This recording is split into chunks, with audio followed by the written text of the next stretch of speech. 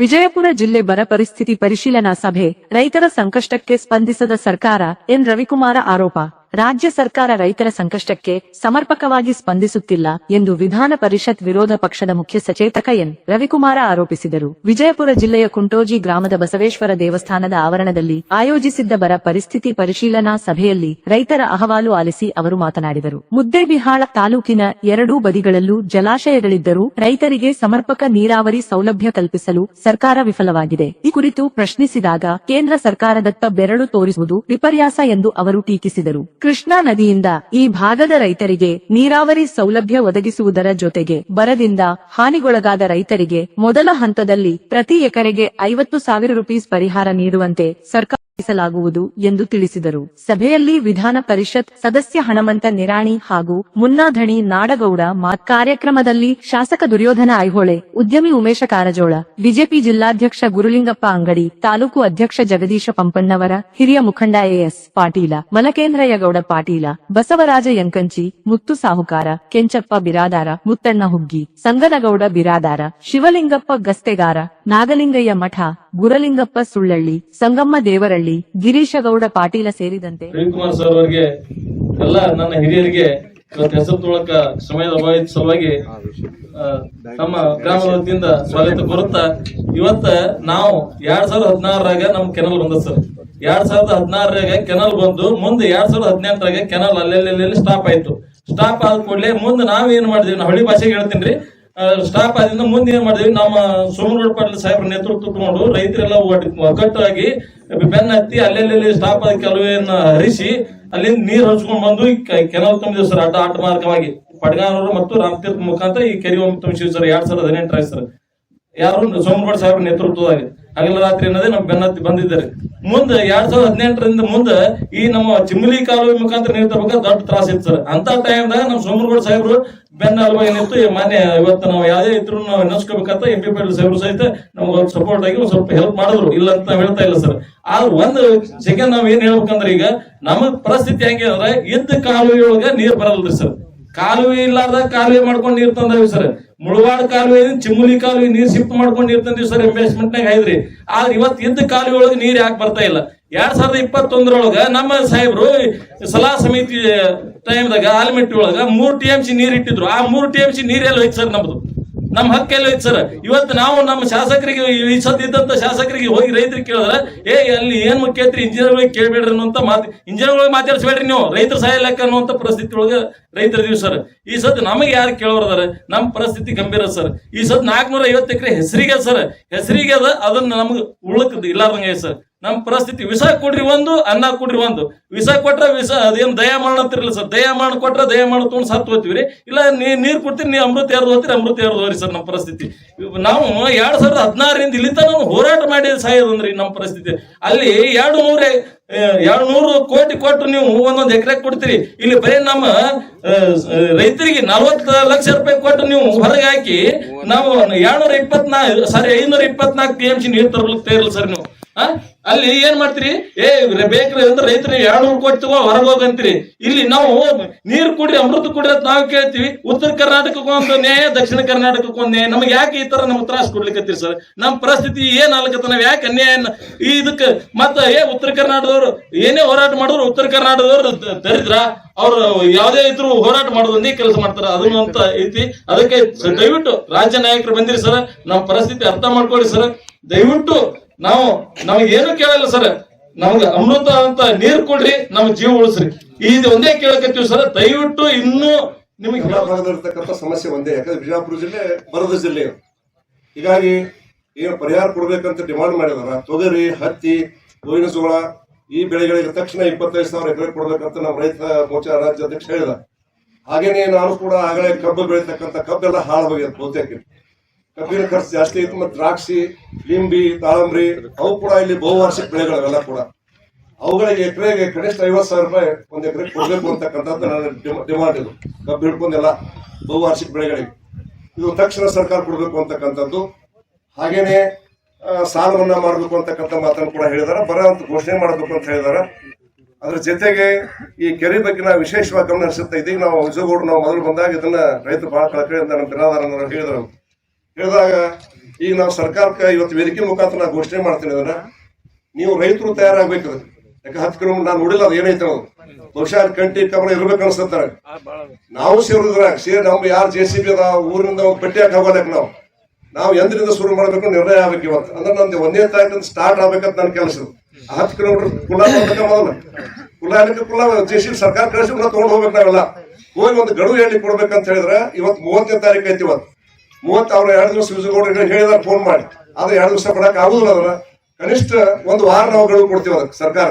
1 ವಾರ ಅಂದ್ರೆ 30ರಿಂದ ನಾಳೆ 31 ತಾರೀಕು ಅಂದ್ರೆ 7ನೇ ತಾರೀಕು ಲಾಸ್ಟ್. 8ನೇ ತಾರೀಕು ನಾವೇ ಹೋಗಿ ನೀರು ಬಿಡುವಂತ ಕೆಲಸ ನಾವು ಮಾಡುವಂತದ್ದು. ನಾಳಿಂದ ಈ ಒಂದು ಪ್ರಮುಖರ ಸೇರಿ ಇಲ್ಲಿ ಆ ಕೆನಾಲ್ಗಳು ಹೆಂಗದವ ಏನೇನೇ ಕೆಲಸ ಐತೆ ವರದಿಯನ್ನು ನೀವು ಕೊಡ್ಬೇಕಾಗತ್ತ. ಕೊಟ್ಟಾಗ ಆ ಕೆಲಸ ನಾವು 1ನೇ ತಾರೀಕು ಪ್ರಾರಂಭ ಮಾಡುವಂತದ್ದು, 7ನೇ ತಾರೀಕಿನಿಂದ ಧರಣಿ ಮಾಡುವಂತದ್ದು ಮತ್ತು ಎಲ್ಲಿ ಕೊಟ್ಟರು ಚಾಲು ಮಾಡ್ಬೇಕು, ನಾವೇ ಚಾಲು ಮಾಡುವಂತ ಕೆಲಸವನ್ನು ಮಾಡುವಂತಕ್ಕಂಥ ಮಾತ್ರ ಹೇಳ್ತೀನಿ. ಒಂದು ತಂಡ ಮಾತಿಂದ 1 ಗಂಟೆ ಕೆಲಸ ಆಗ್ಬೇಕದು. ಯಾಕಂದ್ರೆ ಮೊನ್ನೆ ನಾವು 14 ತರ ಗಡುವು ಕೊಟ್ಟಿದ್ದೇವೆ. ನಾವು ಡ್ಯಾಮಿನ ಮಕ್ಕಳಾದೇವ್ ನಾವು ಯಾವ ಮಳೆ ಎಷ್ಟಕ್ಕೆ ಗೊತ್ತಿರ್ತಾರೆ. ಹಿಂಗಾಗಿ ಈ ಸಲ ಜೂನ್ 22 ಹೊಳೆ ತುಂಬಬೇಕಾಗಿತ್ತು, ವರ್ಷ ಜುಲೈ 23 ಹೊಳೆ ತುಂಬೈತೆ. ಅಂದ್ರೆ ಮೃಗಶಿರ ಮಳೆ ಹೋಯ್ತು ಕೈ ಕೊಟ್ಟು ಪುರ. ಅದು ಮೃಗಶಿರ ಮಳೆ ಮಾರ್ಗಶಿರ ಬೆಟ್ಟಕ್ಕೆ 15 ದಿವಸ ಆದ್ರೆ 22 ಹೊಳೆ ಬರ್ತದೆ. ಜೂನ್ 7 ಕೂಡ್ತಿ ಅಂದ್ರೆ ಜೂನ್ 22 ಡ್ಯಾಮ್ ತುಂಬಲೇಬೇಕಾದ್ರು. 10 ವರ್ಷಕ್ಕೆ ತುಂಬಾಗಿಲ್ಲ. ಆದ್ರೆ ಆ ಪರಿಸ್ಥಿತಿ ಈ ವರ್ಷ ಆಗೈತೆ ಬರಗಾಲ ಅಂತ. ಅದಕ್ಕೆ ತುಂಬೈತ ಪ್ರಶ್ನೆ ಇಲ್ಲ. ನಾವು ನಿನ್ನೆ ಪೂಜೆ ಮಾಡಿ ಬಂದೇವೆ, ಮತ್ತೆ ಸಾಕಷ್ಟು ಮಳೆ ಐತೆ. ಆ ನೀರಿನ ಕೊರತೆ ಏನೂ ಇಲ್ಲ. ಈ ಕೆರೆ ಯಾವಾಗ ತುಂಬಬೇಕಂದ್ರೆ ಸಮುದ್ರಕ್ಕೆ ಹರಿದು ಹೋಗಾಕ ಕೆರೆ ತುಂಬಬೇಕದ. ಯಾಕಂದ್ರೆ ಮುಂದೆ ನಾವು ತುಂಬಕ್ ಆಗುದಿಲ್ಲ. ಮುಂದೆ ಮಳೆ ತುಂಬ್ತಾವ ಕೆರೆಗಳು. ಅದಕ್ಕೆ ನಾವು 1 ವಾರ ಗಡುವು ಕೊಟ್ಟು ಮೊನ್ನೆ ನಾವು ಏನು ಗಡುವು ಕೊಟ್ಟಿದ್ದೇವೆ. ಜುಲೈ 14 ಡೇಟ್ ಕೊಟ್ಟಿದ್ದೇವೆ. ನಾವು 14 ಗಡುವು ಬಿಡ್ಲಿಲ್ಲ. 15 ನಾವು ಧರಣಿ ಹೋದೇವೆ. ಅಲ್ಲಿ ಸುಮಾರು 4,000 ರೈತರು ಬಂದಿದ್ರು. ಬಂದಾಗ ದೂರವಾಣಿ ಮುಖಾಂತರ ಜಿಲ್ಲಾಧಿಕಾರಿಗಳಿಗೆ ಬೆಳಗಾವಿ ಕಮಿಷನರ್ ಮಾತಾಡಿದೆವು. ಮತ್ತೊಂದು ಡಿಮಾಂಡ್ ಮಾಡಿದ್ರು, ಏನಂದ್ರೆ ನಾವು ಎಲ್ಲಾ ಕೂಡ 3 ತಿಂಗಳ ತಗೊಳ್ತಕ್ಕಂಥ 5 TMC ಆಗುದಿಲ್ಲ. ನಮ್ಮ ಬಿಜಾಪುರ ಜಿಲ್ಲೆ ಗೊತ್ತಿಲ್ಲ. 5 TMC ಆಗುದಿಲ್ಲ. ಒಂದು ಫಸ್ಟ್ 99 MLA ಆದಾಗ ಮಾಡಿದ್ 30,000 ಹೆಕ್ಟರ್ ನೀರಾವರಿ. ಇಲ್ಲಿ ಇಂಡಿ ಸಿಟಿಗೆ ಒಂದು ನಾರಾಯಣಪುರ ಕೆಳಗೆ ಹೊರತಕ್ಕಂಥ ಇನ್ನೊಂದು 50,000 ಎಕರೆ 1 ಲಕ್ಷ ಎಕರೆ ಬಾಳ. ಇದನ್ನ ಬಿಟ್ರೆ ಅಲ್ಲಿ ಮುದ್ದೆ ಬೆಳಕ್ ಹೋಗುವಂತ ಕೆನಾಲ್ ನಿಡಗುಂದಿಯಿಂದ ಆ ಕಡೆ ಬಾಗಲಕೋಟೆ ರಾಮಪುರ ಕೆನಾಲ್ ಹೋಗ್ತದೆ. ಇದೆಲ್ಲಾ ಸೇರಿದ್ರು ಕೂಡ ಒಂದು 3 ತಿಂಗಳಿಗೆ ಒಂದು ಬೆಳಿಗ್ಗೆ ನೀರು ಕೊಟ್ರೆ 5 TMC ನೀರು ಹೋಗುದಿಲ್ಲ. 123 TMC ಡ್ಯಾಮ್ ಐತಿ. ನಾವು ಹೊಲ ಕಳ್ಕೊಂಡಿವಿ, ಭೂಮಿ ಕಳ್ಕೊಂಡಿವಿ. ಅದಕ್ಕೆ ಗಾಡಿ ಕಿತ್ಕೊಂಡು ಹೋಗಕ್ಕೆ ನನ್ನ ಜಿಲ್ಲಾಧಿಕಾರಿ ಹೇಳಿದೆ. ನಾವು ಇಲ್ಲಿ ನಾವು 15 ತಾರೀಕು ಪಟ್ರ ಹೊಡಿತೀವಿ ಅಂತ ಹೇಳ್ಬಿಟ್ಟೆ, ಗಡುವು ಕೊಟ್ಟೆ. ನಾನು ನೇತೃತ್ವವನ್ನು ವಹಿಸಿಕೊಂಡು ನಮ್ಮಲ್ಲಿಯವರೆಗೆ ಆಗಮಿಸಿದಂತ ನಮ್ಮ ಪಕ್ಷದ ಹಿರಿಯ ನಾಯಕರಾದಂತಹ ನಮ್ಮೆಲ್ಲರ ಹೆಮ್ಮೆಯ ಪರಿಷತ್ ಸದಸ್ಯರಾದಂತಹ ಸಾಹೇಬ್ರೆ, ವಿಷಯಕ್ಕೆ ಬರ್ಬೇಕು ಅಂತಂದ್ರೆ ಒಬ್ಬ ರೈತನಾಗಿ ಎಂತ ಕಷ್ಟದ ಪರಿಸ್ಥಿತಿಯಲ್ಲಿ ಇದ್ದೀವಿ ನಾವು ಇವತ್ತಂದ್ರ. ನಮ್ಮ ತಾಲೂಕಿನಲ್ಲಿ ವಿಶೇಷವಾಗಿ ನಾನು ಬಹಳ ಆ ಕಡೆ ಈ ಕಡೆ ತಿರುಗಾಡಿಲ್ಲ. ನಮ್ಮ ಹೋಬಳಿಯಲ್ಲಿ ನಾವು ನೋಡಿದ್ರ ಸೂತಕದ ಛಾಯೆ ಅವಶ್ಯದ ಅಂತ ಹೇಳಿದ್ರೆ ತಪ್ಪಾಗ್ಲಿಕ್ಕಿಲ್ಲ ನಮ್ಗೆ. ಯಾಕಂತಂದ್ರೆ 1 ಎಕರೆ ತೊಗರಿ ಬೆಳಿಬೇಕು ಅಂತಂದ್ರೆ ಸುಮಾರು 800 ರೂಪಾಯಿ ನಾವು ಟ್ರ್ಯಾಕ್ಟರ್ ಬಾಡಿಗೆ ಕೊಡ್ತೀವಿ ಅದನ್ನ ಬಿತ್ತಕ. ಆಮೇಲೆ ಒಂದು ಕೂರ್ಗಿಗೆ ಅಂದ್ರೆ 2 ಎಕರೆ ಒಂದು ಪ್ಯಾಕೆಟ್ ನಾವು ಗೊಬ್ಬರ ಹಾಕ್ತಿವಿ. ಆಮೇಲೆ ಅದಕ್ಕೆ ಅದ್ರ ಪೂರ್ವದಲ್ಲಿನೂ ಕೂಡ ನಾವು ಆ ಭೂಮಿಯನ್ನು ತಯಾರು ಮಾಡಲಿಕ್ಕೆ ಬಹಳಷ್ಟು ಖರ್ಚು ಮಾಡಿರ್ತೀವಿ. ಬಿತ್ತಿದೇವು, ಅಲ್ಪ ಸ್ವಲ್ಪ ಮಳೆ ಆದ ಸಂದರ್ಭದಲ್ಲಿ ಆ ಬೀಜ ಗೊಬ್ಬರ ಎಲ್ಲ ಹಾಕಿ ಅವನು ಮ್ಯಾಲ ಕೃಪೆ ತೋರ್ತಾನ ಅನ್ನುವಂತ ಕಾರಣಕ್ಕೆ ನಾವು ಮೃಗಶಿರ ಮಳೆಯಲ್ಲಿ ನಾವು ಬಿತ್ತಿದಾಗ ಮಳೆ ಹೋಗ್ಬಿಡ್ತು ಪೂರಾ. ಅಂದ್ರೆ ಸುಮಾರು 1 ಎಕರೆಗೆ ನಾವು 10,000 ರೂಪಾಯಿ ಖರ್ಚು ಮಾಡಿ ಬಿತ್ತಿದ್ದ ಬೆಳೆ ಸ್ವಲ್ಪ ನಾಟಿ ಅದು ಒಣಗಿ ಹೋಗ್ಬಿಡ್ತು. ಇದು ತೊಗರಿ ಒಂದು ವಿಷಯ. ಆಮೇಲೆ ಮುಂದೆ ಆರಿದ್ರ ಮಳೆ ಹೂಡಿದ ಮೇಲೆ ಸ್ವಲ್ಪ ಮಳೆ ಬಂತು. ಅವಾಗ ಹಸಿ ಸ್ವಲ್ಪ ಹಾಕೋದನ್ನ ಉದ್ದೇಶದಿಂದ ಮೆಕ್ಕೆಜೋಳ ಹೊಡೆದ್ವಿ. ಮೆಕ್ಕೆಜೋಳಕ್ಕಂದ್ರೆ ಎಷ್ಟು ಖರ್ಚು ಮಾಡ್ತೀರಿ ಅನ್ನೋದು ಎಲ್ಲಾ ನಮ್ಮ ರಾಜ್ಯದ ಎಲ್ಲಾ ನಾಯಕರುಗಳಿಗೆ ಗೊತ್ತದ, ಎಲ್ಲಾ ರೈತರಿಗೂ ಗೊತ್ತದ. ಆ ಮೆಕ್ಕೆಜೋಳ ಕೂಡ ಮೊಳಕೆ ಹೊಡೆದಾಗ ಅವ್ರನ್ನ ಏನಾಯ್ತು ಅಂತಂದ್ರೆ ನಾವು ವಸ್ತುಸ್ಥಿತಿಯನ್ನು ಹೇಳ್ತೀನಿ ಎಲ್ಲಾ ನಾಯಕರುಗಳಿಗೆ. ಮಳೆ ಬಂದು ಒಣಗೋದಕ್ಕಿಂತ ಯಾವಾಗ ಭೂಮಿಯಲ್ಲಿ ತೇವಾಂಶ ಕಮ್ಮಿ ಆಗ್ತದ, ಪಕ್ಷಿಗಳ ಕಾಟ ಬಾಳ ಆಗ್ತದ. ಅರ್ಧ ಪಕ್ಷಿ ತಿಂದು ಹೋದು ಉಳಿದ ಅರ್ಧ ಒಣಗಿ ಹೋಗ್ಬಿಡ್ತು. ಇದು ಒಂದು ಪಾರ್ಟ್. ಇನ್ನೊಬ್ಬ ದ್ರಾಕ್ಷಿ ಬೆಳೆಗಾರನಾಗಿ ನಾನು ಹೇಳ್ಬೇಕಪ್ಪ ಅಂತಂದ್ರ ಈ ಕೆರೆ ನೋಡಿ ಬಂದ್ರೆ ನೀವು, ಈ ಕೆರೆಯಲ್ಲಿ ನೀರಿದ್ರೇನೆ ನಮ್ಮ ಬೋರ್ಗಳು ಜೀವಂತ ಇರ್ತಾವೆ. ಇಲ್ಲೇ ಇದ್ರೆ ಅವು ಬೋರ್ಗಳು ಸತ್ತು ಹೋಗ್ಬಿಟ್ಟಿರ್ತಾವ. ನಾವು ಎಂತ ಬೆಳೆಗಾರ ಇದ್ದೀವಿ ಅಂತಂದ್ರೆ ಒಂದೊಂದು 8 ಎಕರೆ 4 ಎಕರೆ ಹೊಲ ಇದ್ದವ್ರು 2 ಎಕರೆ ನಾವು ಒಂದು ಟ್ಯಾಂಕ್ ಮಾಡ್ಕೊಂಡಿವಿ. ಒಬ್ಬರನ್ನ ಸ್ಟೋರೇಜ್ ಟ್ಯಾಂಕ್, ಅದಕ್ಕೆ ಕಾಗದ ಹಾಕಿ ಪ್ಲಾಸ್ಟಿಕ್ ಹಾಕಿ ಅದರಲ್ಲಿ ಕೃಷಿ ಹೊಂಡ ಅದನ್ನ ಮಾಡ್ಕೊಂಡು 1 ಕೋಟಿ 1.5 ಕೋಟಿ ನೀರನ್ನು ನಾವು ಈ ಬರುವಂತ ಕೆನಲ್ಗಳಿಂದ ಅಥವಾ ನಮ್ಮ ಬೋರ್ಗಳಿಂದ ಅದನ್ನ ತುಂಬಿ ಅದನ್ನ ವರ್ಷಾಂತರ ನಾವು ಅದನ್ನ ಕನ್ಸ್ಯೂಮ್ ಮಾಡಿಕೊಂಡು ನಾವು ಬೆಳೆಯನ್ನು ಬದುಕುವಂತ ವ್ಯವಸ್ಥೆ ನಮ್ಮಲ್ಲಿ ಐತಿ. ಈಗ ಏನಾಗ್ಯದ, ಈ ಮಳೆ ಬರ್ಲಾರ್ದು, ಈ ಕೆನಲ್ ಒಂದು ಬರ್ಲಾರ್ದಕ್ಕ ನಮ್ಮ ಆ ಕೃಷಿ ಹೊಂಡಗಳು ಖಾಲಿ ಆಗ್ಬಿಟ್ಟವೆ. ನಮ್ಮ ಬೋರ್ಗಳು ಸತ್ತು ಹೊಲಾಗತ್ತಾವ, ಅರ್ಧ ಜೀವಂತ ಆಗ್ಬಿಟ್ಟವು. ಇವೆಲ್ಲ ಹಲವಾರು ಕಷ್ಟಗಳಿಂದ ಒಂದೇ ಮಾತು ಹೇಳ್ಬೇಕಂದ್ರೆ ಸೂತಕದ ಛಾಯೆ. ಹಿಂಡೂ ದನಗಳು ನಮ್ಮಲ್ಲಿ ಹಿಂಡಲ್ಲಾಗ್ಯಾವ. ಯಾಕಂದ್ರ ಈ ಆಗಸ್ಟ್ ತಿಂಗಳದಾಗ ನಾವು ಎಲ್ಲರ ದನ ಕುಣಕಿ ಹೊಡೆದ್ ಬಿಟ್ಟೇವಂದ್ರೆ ಒಟ್ಟಿಗೆ ಮೈದ್ ಬಂದ್ಕಿರ 1 ತಾಸಿನ ಮೇಯ್ದು ನಮಗೆ ಹಾಲು ಕೊಡ್ತಿದ್ವು. ನೀವು ಬಿದ್ರೆ ಹಣಿ ಹೊಡಿತದ. ನಾವು ಹಳ್ಳಿ ಭಾಷೆದಾಗ ಹೇಳ್ಬೇಕಂದ್ರ ಒಟ್ಟಿ ಒಳಗೆ ಬಿಟ್ರೆ ಬಿದ್ರೆ ಹಣಿ ಹೊಡಿತದ. ನೀವು ರೋಡ್ ಮೇಲೆ ಬರುವಾಗ ಎಡಕ ಬಲ್ಕ ನೋಡಿರ್ಬೇಕು, ಯಾವಾಗಲೂ ಕುರಿ ಮತ್ತು ದನ ಮೈತಿರ್ತಾವ. ಆದ್ರೆ ಎಲ್ಲಿನೂ ಮೂಗು ಉರ್ಲಕ್ ಜಾಗ ಇರ್ಲಾರ್ದಂಗೆ ಇಂಥ ಕಷ್ಟ ಪರಿಸ್ಥಿತಿಯಲ್ಲೂ ಕೂಡ ಸರ್ಕಾರ ಕಣ್ಣು ತೆರೆದೇ ಇದ್ದಾಗ ನಮ್ಮ ಪಕ್ಷದ ಎಲ್ಲಾ ನಾಯಕರು ನೀವು ಬಂದಿದ್ದೀರಲ್ಲ, ನಿಮಗ ರೈತರ ಪರವಾಗಿ ಅನಂತ ಕೋಟಿ ನಮನಗಳನ್ನು ಸಲ್ಲಿಸಿ ನನ್ನ ಮಾತನ್ನು ಮುಗಿಸ್ತೇನೆ. ಈ ರೈತರ ಎಲ್ಲರೂ ಕಬ್ಬರು ಒಂದ್ ಎಕರೆಗೆ 35-40 ರೂಪಾಯಿ ಪಡ್ಕೊಂಡ್ಬರ್ತಾರೆ. ಯಾರ 4 ಟನ್ ಕಬ್ಬು ಈಗ ಎಲ್ಲಿ ರೈತರು ಮಾತ್ರ ಒಂದೇತು ಎರಡನೇದು ನಿಂಬೆ ಗಿಡ ಅಂತೇಳಿ ನಿಂಬೆ ಗಿಡ ಮಾಡುದು, ನಿಂಬೆ ಗಿಡ ಎಲ್ಲರೂ ಮಳೆ ಹೋಗ್ಬಿಟ್ಟು ನೀರಿಲ್ಲ. ಇದೇ ತರನಾಗಿ ಮತ್ತೆ ಮನೆ ಗೊಬ್ಬರ ಒಂದ್ ಎಕರೆಗೆ 1 ಕೆಜಿ ಗೊಬ್ಬರ ಕೊಟ್ಟು ಅದಕ್ಕೆ ಹಚ್ತಿದ್ದು ಅದು 15,000 1 ಎಕರೆಗೆ ಸಾಲ ಮಾಡ್ಕೊಂಡು ಗೊಬ್ಬರ ತಂದು ಹೊಲ ಹಾಕೋದು, ಆ ಗೊಬ್ಬರನ ಹಾಕೋದು, ರೊಕ್ಕ ಹಾಕೋದು, ಬೆಳೆಯಲ್ಲ. ಇಂಥ ಪರಿಸ್ಥಿತಿ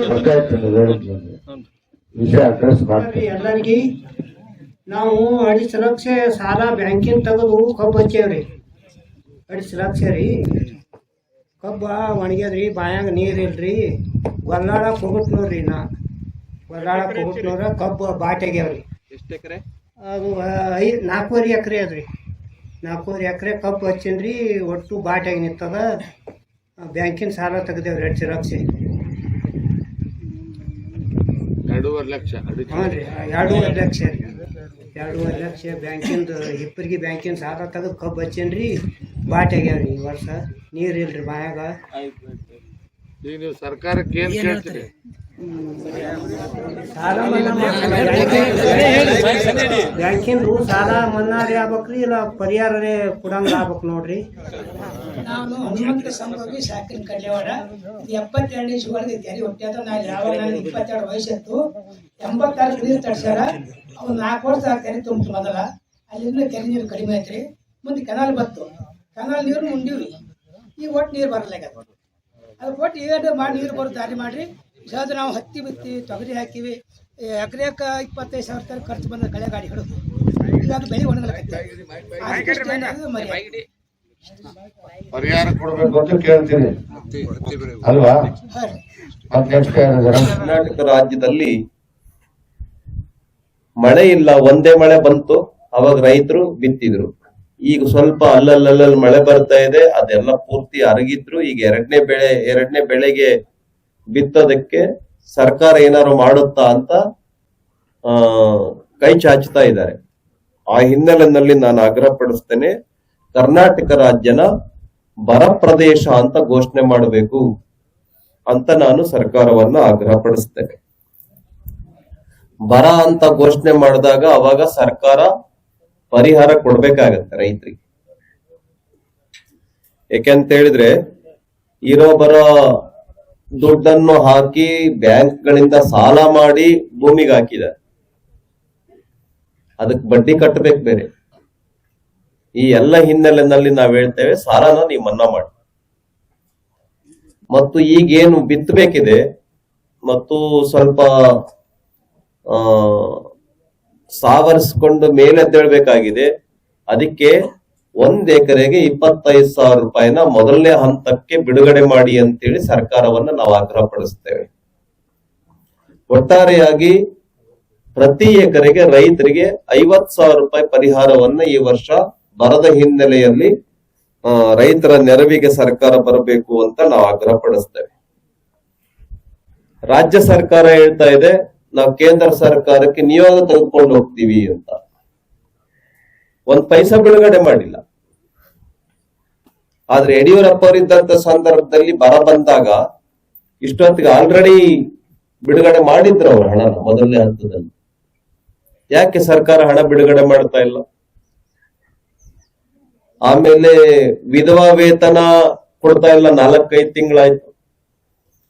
ವೃದ್ಧಾಪ್ಯ ವೇತನ ಕೊಡ್ತಾ ಇಲ್ಲ, 4-5 ತಿಂಗಳಾಯ್ತು. ಅದ್ರೊಳಗಡೆ 25-30 ಲಕ್ಷ ಜನಕ್ಕೆ BPL ಕಾರ್ಡ್ ಅನ್ನ ಅದ್ ತಪ್ಪಿದೆ, ಇದ್ ತಪ್ಪಿದೆ, ನಿಮ್ದು ಇನ್ಕಮ್ ಜಾಸ್ತಿ ಇದೆ ಅಂತೇಳಿ ಕುಂಟು ನೆಪ ಹೇಳ್ಬಿಟ್ಟು ಅದ್ರೊಳಗೂ ಕೂಡ 25-30-40 ಲಕ್ಷ ಜನರನ್ನ ಕಡಿಮೆ ಮಾಡ್ತಾ ಇದ್ದೀರಿ. ಆದ್ರಿಂದ ಈ ಸರ್ಕಾರ ಕಳ್ಳಾಟ ಮಾಡ್ತಾ ಇದೆ. ಹಾಗಾಗಿ ಕೂಡಲೇ ರೈತರ ನೆರವಿಗೆ ಬರಬೇಕು, ಮಹಿಳೆಯರ ನೆರವಿಗೆ ಬರಬೇಕು. ವೃದ್ಧಾಪ್ಯ ವೇತನ, ಆಮೇಲೆ ಸಂಧ್ಯಾ ಸುರಕ್ಷಾ, ಆಮೇಲೆ ವಿದ್ಯಾರ್ಥಿಗಳ ಸ್ಕಾಲರ್ಶಿಪ್ ಹಣ, ಇದನ್ನೆಲ್ಲವನ್ನು ಕೂಡ ಬಿಡುಗಡೆ ಮಾಡಬೇಕು. 4-5 ತಿಂಗಳಾಗಿದೆ ಪೆನ್ಷನ್ ಕೊಡದೇನೆ. ಇನ್ನು ಇನ್ಸೂರೆನ್ಸ್ ಹಣ, ರೈತರೇನು ಇನ್ಸೂರೆನ್ಸ್ ಹಣ ತುಂಬಬೇಕಾಗಿದೆ.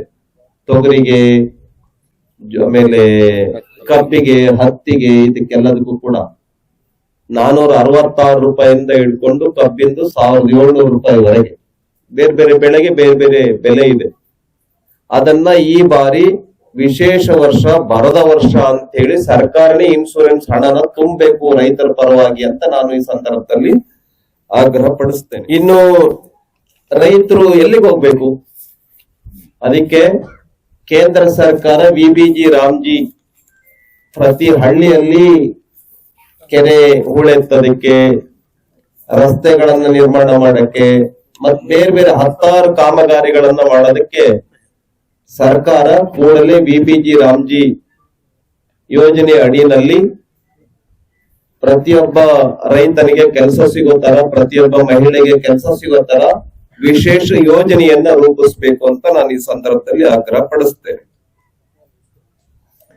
ಇನ್ನು ಕುಡಿಯುವ ನೀರು, ಅನೇಕ ಗ್ರಾಮಗಳಲ್ಲಿ ಕುಡಿಯುವ ನೀರಿಲ್ಲ, ಪಶು ಪಕ್ಷಿಗಳಿಗೆ ನೀರಿಲ್ಲ.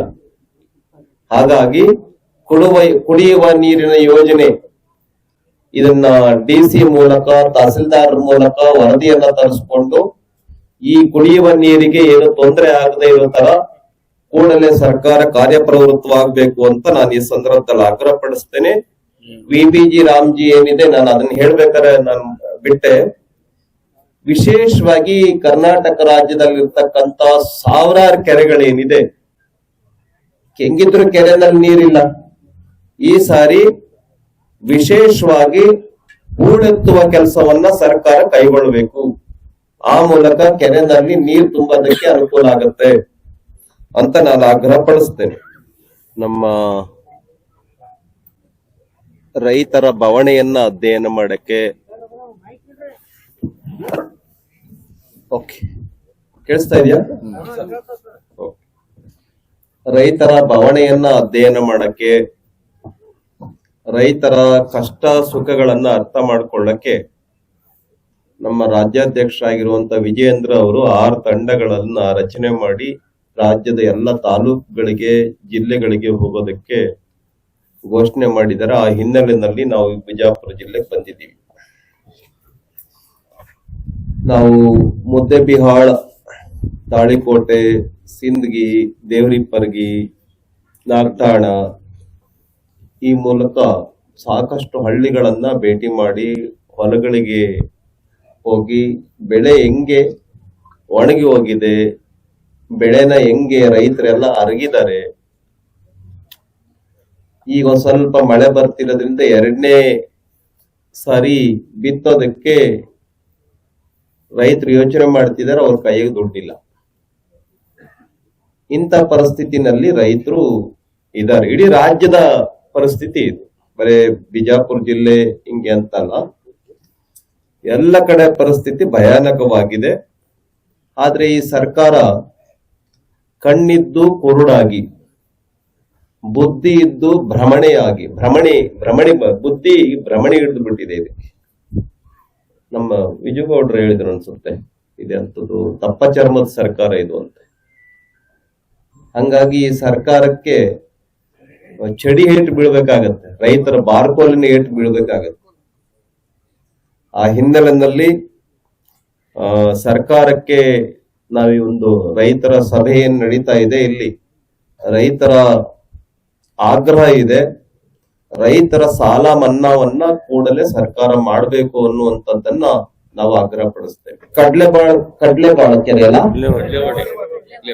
ಕಡ್ಲೆವಾಡಿ ಕೆರೆ 450 ಎಕರೆ ಪ್ರದೇಶದಲ್ಲಿ ವಿಸ್ತಾರವಾಗಿರ್ತಕ್ಕಂಥ ಕೆರೆ ಇದೆ, ನೀರೇ ಇಲ್ಲ. ಯಾಕೆ ಈ ಸರ್ಕಾರ ಡಬಲ್ ಸ್ಟ್ಯಾಂಡರ್ಡ್ ಮಾಡ್ತಾ ಇದೆ?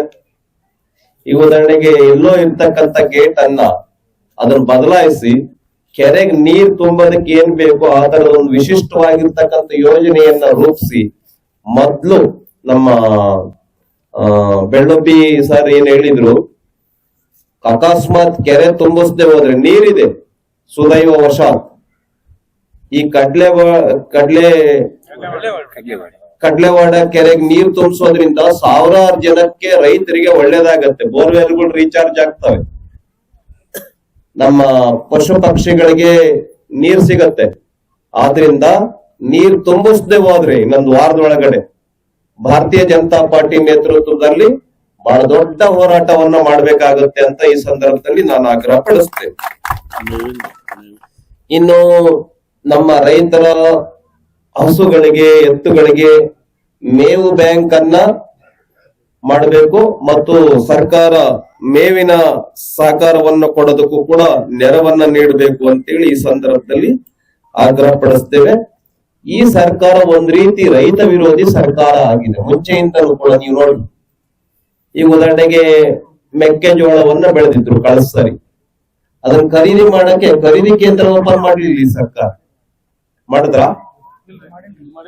ಈ ತರ ನಮ್ಮ ರೈತ ಬೆಳೆದಂತ ಬೆಳೆಗಳಿಗೆ ಹತ್ತಿರದಲ್ಲಿ ತಾಲೂಕ್ ಕೇಂದ್ರದಲ್ಲಿ ರೈತ ಖರೀದಿ ಕೇಂದ್ರಗಳನ್ನ ಓಪನ್ ಮಾಡೋದ್ ಬಿಟ್ಟು ಬೆಳೆಗಳಿಗೆ ಎಲ್ಲೋ ಜಿಲ್ಲಾ ಕೇಂದ್ರದಲ್ಲಿ ಒಂದೋ ಎರಡೋ ಇನ್ನೆಲ್ಲೋ 3-4 ಹಿಂಗ್ ಮಾಡಿದ್ರೆ ಟ್ರಾನ್ಸ್ಪೋರ್ಟ್ ಚಾರ್ಜ್ ವಿಪರೀತ ಆಗ್ಬಿಡುತ್ತೆ. ಅದರಿಂದ ಖರೀದಿ ಕೇಂದ್ರಗಳನ್ನ ಏನ್ ಕಳಸರಿ ಓಪನ್ ಮಾಡ್ಲಿಲ್ಲ, ಇದ್ರ ಪರಿಣಾಮ ರೈತರ ಮೇಲೆ ಬಹಳ ದುಷ್ಪರಿಣಾಮ ಆಯ್ತು. ಆಮೇಲೆ ನಮ್ಮ ಯಡಿಯೂರಪ್ಪ ಸರ್ಕಾರ ಇದ್ದಾಗ ಆಮೇಲೆ ಬೊಮ್ಮಾಯಿ ಸರ್ಕಾರ ಬಂದ ಮೇಲೂ ಕೂಡ ನಾವು ರೈತರಿಗೆ 6,000 ರೂಪಾಯಿ ಕೇಂದ್ರ ಸರ್ಕಾರದ ಜೊತೆಗೆ 4,000 ರೂಪಾಯಿ ಕೊಡ್ತಾ ಇದ್ವಿ. ಅದನ್ನು ಕೂಡ ರದ್ದು ಮಾಡ್ತೀವಿ ಸರ್ಕಾರ. ಆಮೇಲೆ ರೈತ ವಿದ್ಯಾರ್ಥಿ ಸ್ಕಾಲರ್ಶಿಪ್ ವಿದ್ಯಾನಿಧಿ ಅದನ್ನು ಕೂಡ ಈ ಸರ್ಕಾರ ಸ್ಕಾಲರ್ಶಿಪ್ ನಿಲ್ಲಿಸ್ಬಿಡ್ತು. ನಾವು ಒಂದ್ ಎಕರೆಗೆ 500 ರೂಪಾಯಿ ಏನೋ ಡೀಸೆಲ್ ಖರ್ಚು ಅಂತ ಕೊಡ್ತಾ ಇದ್ವಿ, 1,200 ರೂಪಾಯಿ. ಅದನ್ನು ಕೂಡ ಈ ಸರ್ಕಾರ ರದ್ದು ಮಾಡಿತು. ಆಮೇಲೆ ರೈತರು ಹಾಲು ಉತ್ಪಾದನೆ ಏನ್ ಮಾಡ್ತಾರೆ ಅದಕ್ಕೆ ಪ್ರೋತ್ಸಾಹ ಧನವನ್ನ ನಾವು ಪ್ರತಿ ತಿಂಗಳು ಕೊಡ್ತಾ ಇದ್ವಿ. ಅದನ್ನ ಈಗ 4 ತಿಂಗಳಿಗೆ 5 ತಿಂಗಳಿಗೆ 6 ತಿಂಗಳಿಗೆ ಪೆಂಡಿಂಗ್ ಇಟ್ಕೊಳ್ತಾ ಇದೆ. ಬಾಕಿ ಇದೆ 6,000 ಕೋಟಿ ರೂಪಾಯಿ. ಒಟ್ಟಾರೆಯಾಗಿ ಹೇಳಬೇಕು ಅಂತ ಹೇಳಿದ್ರೆ ಈ ಸರ್ಕಾರ ಒಂದ್ ರೀತಿ ಖಜಾನೆ ಖಾಲಿ ಮಾಡಿಕೊಂಡು ತಮ್ಮ ಲೂಟಿಯಲ್ಲಿ ತೊಡಗಿದೆ. ಆದ್ರಿಂದ ಈಗೇನ್ ಬರ್ತಕ್ಕಂತ 13ನೇ ತಾರೀಕು ಆಗಸ್ಟ್ ನಾನು ಆಗ್ರಹ ಪಡಿಸ್ತೇನೆ, ಕೂಡಲೇ ಬರದ ಹಿನ್ನೆಲೆಯಲ್ಲಿ ಸರ್ವ ಪಕ್ಷಗಳ ಸಭೆಯನ್ನ ಸರ್ಕಾರ ಕರಿಬೇಕು. ಏನ್ 14 ಜನ ಸರ್ಕಾರದ ಕ್ಯಾಬಿನೆಟ್ ಇದೆ, ಏನ್ ತೊಂದರೆ ಆಗಿದೆ ರೈತರ ಬವಣೆಯನ್ನ ಕೇಳೋದಕ್ಕೆ ಯಾಕೆ ಕೃಷಿ ಸಚಿವರು ರಾಜ್ಯದಲ್ಲಿ ಪ್ರವಾಸ ಮಾಡ್ತಾ ಇಲ್ಲ? ಏನ್ ತೊಂದ್ರೆ? ಬೇಡ, ಮುಖ್ಯಮಂತ್ರಿಗಳು ಮಾಡಬಹುದು. ಇರುವಂತ ಜವಾಬ್ದಾರಿ 14 ಜನ ಸಚಿವರಿದ್ದಾರೆ, ಜವಾಬ್ದಾರಿ ಕೊಡ್ಬೋದು ನೀವು ಮಾಡಿ ಅಂತ. 2 ಜಿಲ್ಲೆಗೆ 3 ಜಿಲ್ಲೆಗೆ ಒಬ್ಬೊಬ್ಬನ ಇನ್ಚಾರ್ಜ್ ಮಾಡಿ ಕಳಿಸ್ಬೋದು. ಸರ್ಕಾರಕ್ಕೆ ಕಣ್ಣಿಲ್ಲ, ಬುದ್ಧಿ ಇಲ್ಲ, ಕಿವಿ ಇಲ್ಲ. ಏನಾಗಿದೆ ಈ ಸರ್ಕಾರಕ್ಕೆ? ಆದ್ರಿಂದ ಯಡಿಯೂರಪ್ಪನವ್ರು ಒಬ್ಬರೇ ಇದ್ರು, ಇಡೀ ರಾಜ್ಯದಲ್ಲಿ ಪ್ರವಾಸ ಮಾಡಿದ್ರು ಅವತ್ತು ಪ್ರವಾಹ ಬಂದಂತ ಸಂದರ್ಭದಲ್ಲಿ.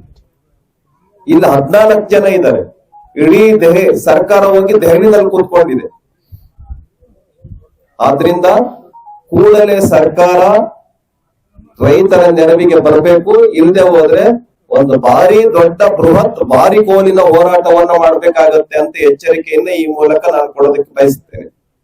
ಇನ್ನ ಕೊನೆ ಮಾತು, ಕಾವೇರಿ ವಿಷಯಕ್ಕೆ ಸಂಬಂಧಪಟ್ಟಂತೆ ನೀರನ್ನ ಬಿಡ್ಲಿಕ್ಕೆ ಹೊರಟಿದೆ ರಾಜ್ಯ ಸರ್ಕಾರ. ಇವುಗಳ CWRC ಜಡ್ಜ್ಮೆಂಟ್ ಏನ್ ಬಂದಿದೆ, ಈ ಸರ್ಕಾರದ ಧೋರಣೆಯ ಕಾರಣದಿಂದ ಈ ತರ ಜಡ್ಜ್ಮೆಂಟ್ ಬಂತು.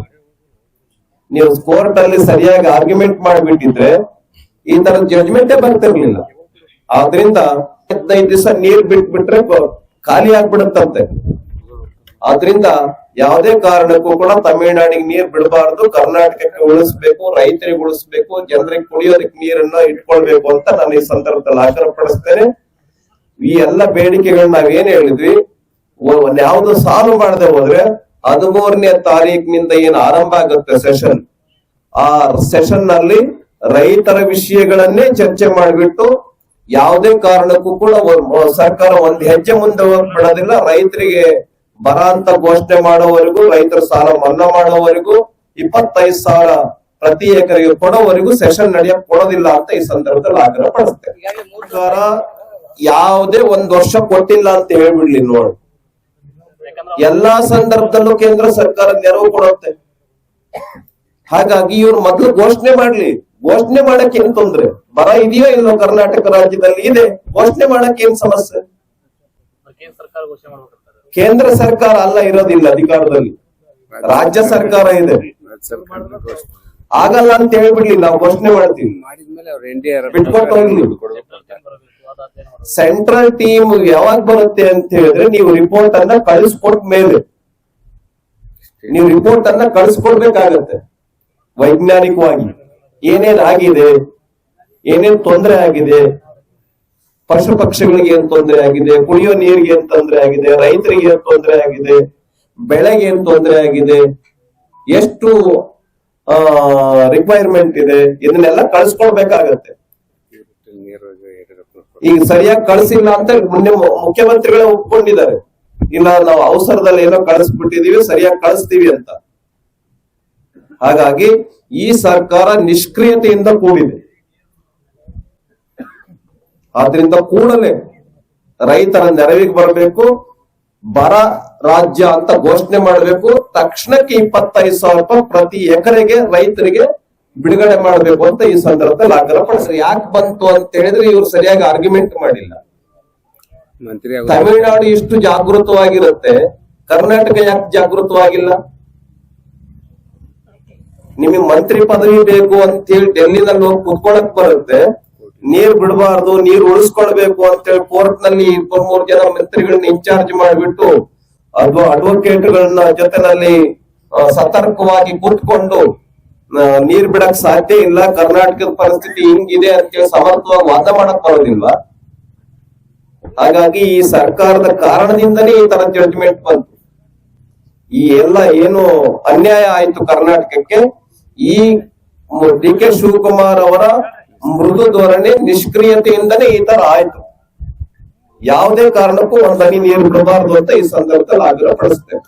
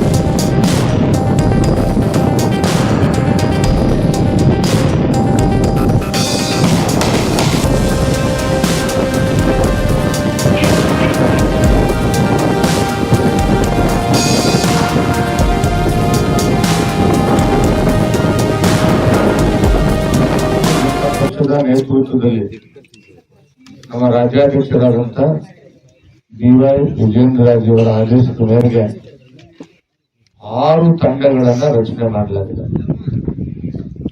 6 ತಂಡಗಳಿಗೆ 31 ಜಿಲ್ಲೆಗಳನ್ನ ಹಂಚಿಕೆ ಮಾಡಿ, ಪ್ರತಿಯೊಂದು ಜಿಲ್ಲೆಯಲ್ಲಿ ಪ್ರತಿ ತಾಲೂಕಿಗೆ ಪ್ರವಾಸ ಮಾಡತಕ್ಕಂತ ಒಂದು ತೀರ್ಮಾನವನ್ನು ಮಾಡಿದರೆ, ಇವತ್ತು ಈ ಒಂದು ತಂಡದ 6 ತಂಡಗಳಲ್ಲಿ ಒಂದು ತಂಡದ ನೇತೃತ್ವ ವಹಿಸಿರ್ತಕ್ಕಂಥ ವಿಧಾನ ಪರಿಷತ್ತಿನ ಮುಖ್ಯ ಸಚೇತಕರು, ನಮ್ಮ ಪಕ್ಷದ ನಾಯಕರಾಗಿರ್ತಕ್ಕಂಥ ಎನ್ ರವಿಕುಮಾರ್ ಜಿಯವರ ನೇತೃತ್ವದಲ್ಲಿ ಸುಮಾರು 20 ಜನ ನಮ್ಮ ನಾಯಕರುಗಳ ತಂಡ ಪ್ರವಾಸವನ್ನು ಪ್ರಾರಂಭ ಮಾಡಿದೆ. ಇನ್ನು ಅನೇಕ ಜನ, ಕೆಲವರು ಮಧ್ಯದಲ್ಲಿ ಬೇರೆ ಒಂದು ಕಾರಣಕ್ಕೆ ಈ ಕೆಲವರು ಬರದೇ ಇರ್ಬೋದು. ಆದರೆ ಬೆಳಗಾವಿ, ಅಥಣಿ, ಬಾಗಲಕೋಟೆ, ಧಾರವಾಡ, ವಿಜಯಪುರ ಜಿಲ್ಲೆಯ ಎಲ್ಲ ಶಾಸಕರು, ಮಾಜಿ ಸಚಿವರುಗಳು, ಮಾಜಿ ಶಾಸಕರುಗಳು, ಪಕ್ಷದ ಪ್ರಮುಖ ಹುದ್ದೆಯಲ್ಲಿರ್ತಕ್ಕಂಥ ಎಲ್ಲ ಪದಾಧಿಕಾರಿಗಳ ತಂಡ ಪ್ರವಾಸವನ್ನು ಬೆಳಗ್ಗೆ 9 ಗಂಟೆಯಿಂದ ಇವತ್ತು ಪ್ರಾರಂಭ ಮಾಡಿದೆ. ಸುಮಾರು 8 ಕಡೆ ಹೊಲಗಳಿಗೆ ಭೇಟಿಯನ್ನು ಕೊಟ್ಟು ಸ್ವತಃ ವೀಕ್ಷಣೆಯನ್ನು ಮಾಡಿ ರೈತರ ಜೊತೆ ಚರ್ಚೆ ಮಾಡಿ ಅವರ ಕಷ್ಟ ಸುಖಗಳು ಏನು ಅಂತ ಹೇಳಿ ಕೇಳತಕ್ಕಂಥ ಕೆಲಸವನ್ನು ನಮ್ಮ ತಂಡ ಇವತ್ತು ಮಾಡಿದೆ. ಈ ತಂಡದಲ್ಲಿ ಇವತ್ತು ನಮ್ಮ ನಿರಾಣಿ ಸಾಹೇಬರು, ಆಮೇಲೆ ಐಹೊಳೆಯವರು, ನಮ್ಮ ದುರ್ಯೋಧನ ಐಹೊಳೆಯವರು ಶಾಸಕ ಮಿತ್ರರು, ಚಂದ್ರು ಕುಮಾರ್ ಜಿ ಅವರು, ನಾನು, ಅನೇಕ ಜನ ನಾವೆಲ್ಲರೂ ಸೇರಿ, ಜೊತೆಗೆ ಇನ್ನೂ ಅನೇಕ ಜನ ಶಾಸಕ ಮಿತ್ರರು ಇದ್ದಾರೆ. ಈ ಒಂದು ತಂಡದ ಬಹಳ ಪ್ರಮುಖವಾದಂತ ಉದ್ದೇಶ ಇಷ್ಟೇ, ಸಂಪೂರ್ಣವಾದಂತಹ ಅಧ್ಯಯನವನ್ನು ನಡೆಸಬೇಕು. ರೈತರ ಸಂಕಷ್ಟಕ್ಕೆ ಸರ್ಕಾರ ಕೂಡಲೇ ಸ್ಪಂದಿಸಬೇಕು ಅಂತಕ್ಕಂಥ ಒಂದು ಒತ್ತಾಯವನ್ನು ಮಾಡಬೇಕು ಅನ್ನುವಂಥ ಉದ್ದೇಶ.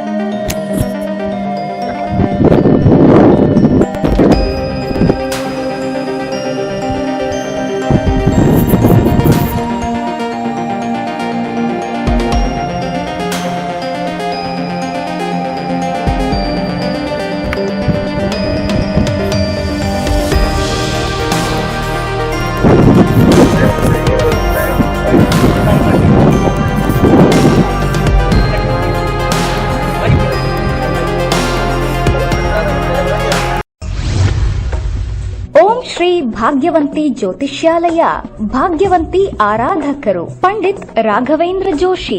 ಸಮಸ್ಯೆಗಳಾದ ಉದ್ಯೋಗದಲ್ಲಿ ತೊಂದರೆ, ಪ್ರೀತಿಯಲ್ಲಿನ ವಿಮೋಸ, ಸ್ತ್ರೀ ಪುರುಷ ಪ್ರೇಮ ವಿಚಾರ, ಗಂಡ ಹೆಂಡತಿ ಕಿರಿಕಿರಿ, ಇಷ್ಟಪಟ್ಟವರು ನಿಮ್ಮಂತೆ ಆಗಲು, ಗಂಡ ಪರಸ್ತ್ರೀ ಸಹವಾಸ ಬಿಡಿಸಲು, ಪ್ರೀತಿ ಪ್ರೇಮಕ್ಕೆ ಮನೆಯವರ ಅಡ್ಡಿ, ಸಾಲದ ಬಾಧೆ, ಕೋರ್ಟ್ ಕಚೇರಿ, ಎಷ್ಟೇ ಸಂಪತ್ತಿದ್ದರೂ ಮನಃಶಾಂತಿ ಕೊರತೆ, ಮಾಟ ಮಂತ್ರ, ಆಸ್ತಿ ವಿಚಾರ, ಶತ್ರುನಾಶ, ಅತ್ತೆ ಸೊಸೆ ನಾದಿನಿ ಕಿರಿಕಿರಿ, ಇನ್ನೂ ನಿಮ್ಮ ಜೀವನದ ಯಾವುದೇ ಸಮಸ್ಯೆ ಇರಲಿ, ಎಷ್ಟೇ ಕಠಿಣವಾಗಿರಲಿ, ಶ್ರೀ ಭಾಗ್ಯವಂತಿ ಪೂಜಾ ಶಕ್ತಿಯಿಂದ ಶಾಶ್ವತ ಪರಿಹಾರ ಮಾಡಿಕೊಡುತ್ತಾರೆ. ಫೋನಿನ ಮುಖಾಂತರ ಶಾಶ್ವತ ಪರಿಹಾರ, 100% ಶಾಶ್ವತ ಪರಿಹಾರ. ದೂರದ ಊರಿನವರಿಗೆ ದೂರವಾಣಿ ಹಾಗೂ ವಾಟ್ಸ್ಆಪ್ ಮೂಲಕ ಸಂಪರ್ಕದಲ್ಲಿರುತ್ತಾರೆ. ಓಂ ಶ್ರೀ ಭಾಗ್ಯವಂತಿ ಜ್ಯೋತಿಷ್ಯಾಲಯ. ಒಂದು ಕರೆ ನಿಮ್ಮ ಜೀವನ ಬದಲಿಸಬಹುದು. ನಿಮ್ಮ ಸಮಸ್ಯೆಗಳ ಫೋನಿನ ಮೂಲಕ ವಿಶೇಷ ಪರಿಹಾರ ಮಾಡಲಾಗುವುದು. ಸಂಪರ್ಕಿಸಿ 9901238550.